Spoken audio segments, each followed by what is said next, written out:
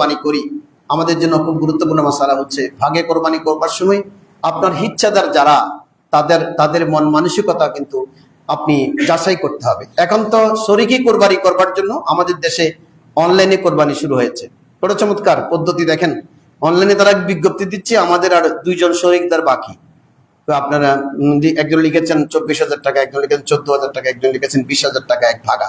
আপনি আমাদের নাম লিপিবদ্ধ করে টাকাটা বিকাশে পাঠাই দেবেন, আমরা কোরবানির গোশত প্যাকেট করে একদিন পরে বা সেদিন সন্ধ্যায় আপনার কাছে পাঠাই দেব। চট্টগ্রাম শহরে হলে সন্ধ্যায় চলে আসবে, চট্টগ্রাম শহরের বাইরে হলে পরের দিন আসবে। এখন আমি তাদের কাছে একটা প্রশ্ন করব, আপনি আমার সাথে যে শরিকদারকে একত্রিত করেছেন তারা সবাই কি আমার মানসিকতা সম্পন্ন মানুষ কিনা?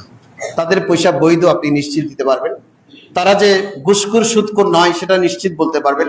তারা যে বদ আকীদার নয় সেটাকে আপনি নিশ্চিত বলতে পারবেন? সুতরাং অনলাইনে এরকম শরীকি কোরবানি কেউ করতে গিয়ে আপনি গোশতটা খাবেন, কিন্তু কারো কোরবানি নাও হতে পারে, কারণ আপনার শরিকদারদের সততা, নিষ্ঠা, একাগ্রতা, নিয়ত সবকিছু ঠিক আছে কিনা আপনাকে চিন্তা করে দেখতে হবে। এই জন্য অনলাইনে কেউ এই পথে যাবেন না। আরেকটি পথ আছে যে আপনি দেশে যাদের সাথে করবেন তাদেরকেও আপনি ভাবতে হবে যে মানুষগুলো ঠিক আছে কিনা, মানুষগুলো সঠিক কিনা, আপনার আকীদার সাথে মিল কিনা, ঈমান আকীদা ঠিক আছে কিনা, তাদের মানসিকতা ঠিক আছে না। তাদের 7 জনের মধ্যে একজনও যদি শুধু গোশত খাওয়ার উদ্দেশ্যে কোরবানি করে, 7 জনের কোরবানি কারো হবে না। আপনি শরীক হতে গেলে হবে না। শুধু তাদের আকীদা যদি কারো গন্ডগোল থাকে 7 জনের কারো হবে না। তাদের চিন্তাধারার মধ্যে যদি কেউ গন্ডগোল থাকে ওই 7 জনের কারো হবে না। এজন্য আপনি শরীকে যদি 7 জন না পান, 4 জন পেয়েছেন, 4 জন মন মানসিকতার পেয়েছেন। একজন আমাকে কালকে প্রশ্ন করেছেন ফোনে, বলেন যে হুজুর 4 জন পেয়েছি, বাকি কি করব? আমি বললাম যে 4 জনের 4 ভাগা দেবেন, কিন্তু এখানে আরেকটি মাসালা মনে রাখতে হবে, আপনি গরু, উট এবং মহিষের মধ্যে 7 ভাগ কমপ্লিট করতে হবে, পূর্ণ করতে হবে, কোনো উনা রাখা যাবে না।